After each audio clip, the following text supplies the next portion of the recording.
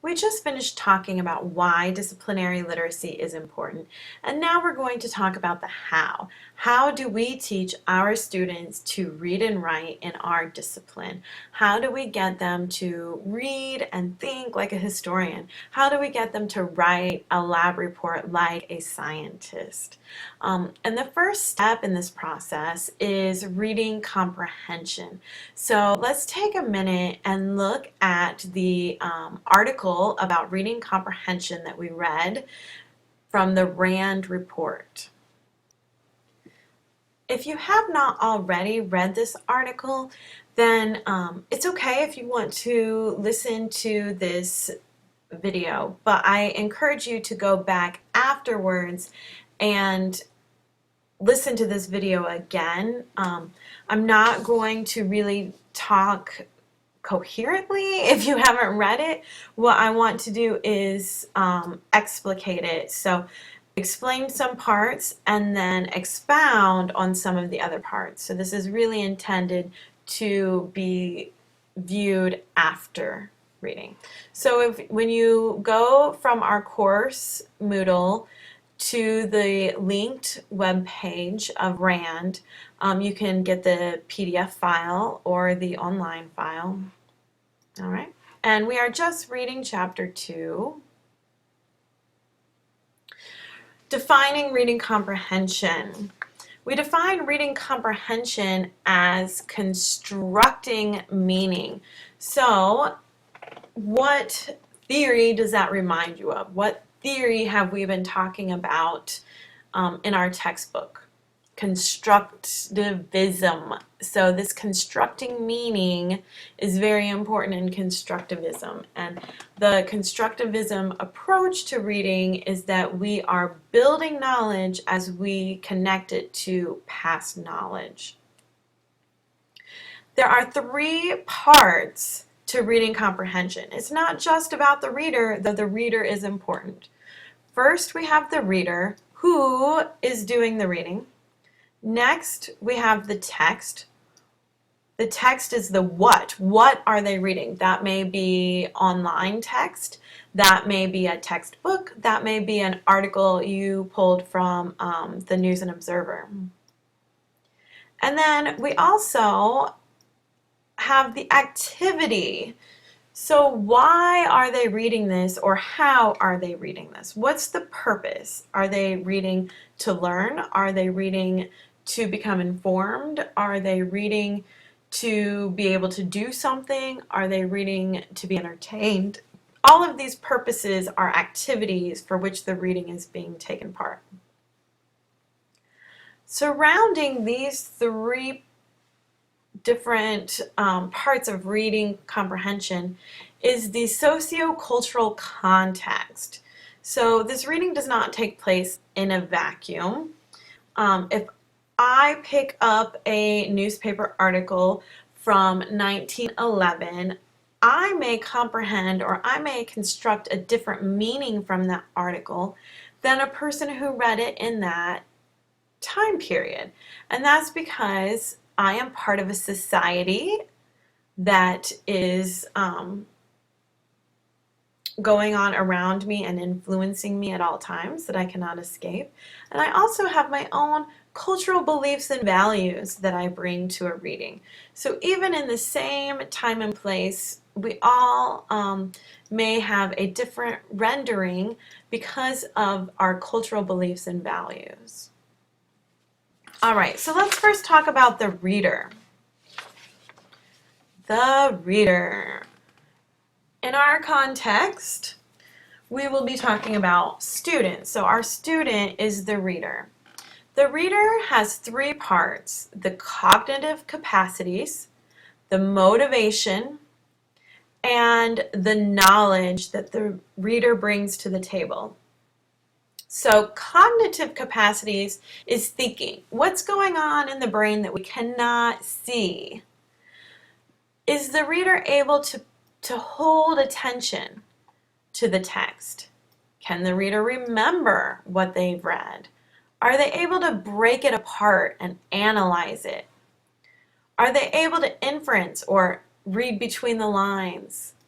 Are they able to visualize what they're reading? This is very important in science. All right, so all of those are taking place in the reader's heads.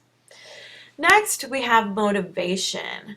So the motivation for reading can be that purpose for reading, but more than that, when we're talking about our students, I really want to talk about self-efficacy. Self-efficacy is their confidence as a reader. Do they believe that they can be successful at this task? Because if our students do not believe that they can be successful, they won't. It's as simple as that. So it's our job as the teacher to build our students' self-efficacies as readers and writers in our discipline. All right, next we have knowledge. What is the knowledge that the student is bringing to the table? Have they encountered this vocabulary before? Or are they a student that just has a really wide vocabulary that they bring to the table? Do they know anything about this topic? So if it's an article about teenagers and the person is a teenager, then they know a lot about this topic. Linguistic, that means language. So is the student knowledgeable about how language is structured? What signal words mean? If there's the word because, what that means, this is a cause and effect relationship. That knowledge of language, how sentences are formed and how texts are formed, is part of the reading comprehension that we can teach our students, that we can increase their knowledge so that they bring that knowledge of text structure to the table. And then discourse, that's that content knowledge. So what have you already talked about in your class? What have you already learned? Or as some of you have talked about in your forums, what did they learn in 3rd grade that is going to help them read this text? And then, do they know comprehension strategies? So our book is full of ideas and ways that students can help increase their reading comprehension by drawing a semantic map or by making a compare and contrast chart. One of the things that isn't mentioned in the book are fix-up strategies. So fix-up strategies are things that a good reader does without even thinking about it. But fix-up strategies need to be taught explicitly with direct instruction to our students, especially our struggling readers. I'm going to say that again. Fix-up strategies need to be directly and explicitly taught to our students. Fix-up strategies are reading slowly if the purpose is to understand the entire concept. To read slowly if you get to a part that you don't understand. Checking understanding while you're reading. Asking yourself questions. Do I understand? And if I don't understand, how can I fix it? I can read slowly. I can reread. Maybe I need to keep reading because maybe there'll be a context clue later that will help me. Those are all fix-up strategies. All right, so the reader brings to the table their cognitive capacities, their motivation, and their various types of knowledge. The next paragraph talks about fluency. And remember, fluency is the ability to read smoothly and accurately. If you're finding, and based on your forum posts, I'm seeing that you are finding that some of your students are struggling with this basic reading skill, this is when you need to elicit the help of a literacy specialist. So if you have a literacy coach at your school, you need to talk to them. If the student has a special ed teacher, you need to contact them. So I'm not expecting you as a content area teacher to teach your students fluency, decoding, phonics. Those are things that really, as you've mentioned in your post, should have become proficient in elementary. And so if they're not there, then that's something that needs to get looked at and needs you need support and to collaborate with that. Now, the point that this report is making is that fluency can be conceptualized as both an antecedent to and a consequence of comprehension. That means if a person is able to read accurately, they're going to comprehend better. On the other hand, the more they comprehend and learn about the topic, the more fluent they will become. So, as your students read more in that discipline, they will become more fluent in that discipline as well. Okay, this paragraph. This again talks about the more we read, the more content knowledge we gain, the more linguistic knowledge we gain, the more vocabulary knowledge we gain, the more knowledge we gain about that topic. And that again speaks to the Matthew effect, that when kids read a lot, they learn a lot. And when kids don't read, they don't learn. So it creates a bigger gap between those that are getting it and those that aren't. That's why it's so important to teach our students how to read to learn in our discipline. Let's go to the next page. All right.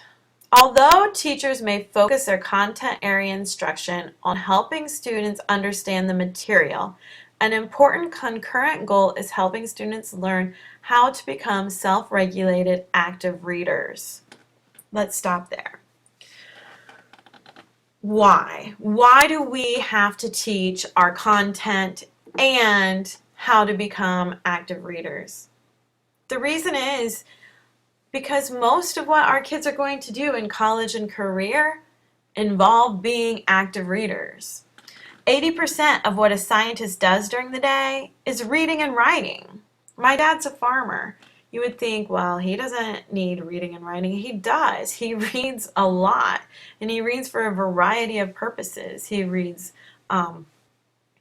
weather reports, he reads genetics research, and all of this helps him in his career. We also talked about how regardless of whether our kids are going straight to career or to college, there's an overlap of what they need to be able to do. So whether they're going to be freshmen at NC State next year or whether they're going straight into the health occupations, they're going to have to be active readers and writers in their discipline. All right, the next part of this, who have a variety of strategies to help them comprehend. I just want to emphasize one more time that cognitive scientists say that these comprehension strategies need direct instruction. So those strategies that you learned in chapters 4, 5, and 6, or will be learning in chapters 4, 5, and 6, need to be taught directly to your students. And the goal is for them to be purposeful, strategic, and critical readers. So we want to get beyond that fluency and have them be able to actually think about what they are reading. Next is text, and this section talks about the complexity of text. We're going to get into that in great detail in a couple weeks, so I'm not going to spend too much time here. I just want you to know that there is a way for you to determine text complexity. And then also remember that electronic text require different or more reading skills than traditional texts. And our students may be familiar with navigating the internet, but they may not be familiar in your discipline of how to do it. So it's important to see where our students are if they're able to use digital text to learn. An activity, I want to point out that setting this purpose is really important before reading. Students need to know what the purpose is for reading so that they can use those strategies independently as time goes on. So let's go down to the context. And this is talking about as time goes on. So Vygotsky says, with the guidance and support of an expert, children are able to perform tasks that are slightly beyond their own independent knowledge. As they become more knowledgeable and experienced, the support is withdrawn.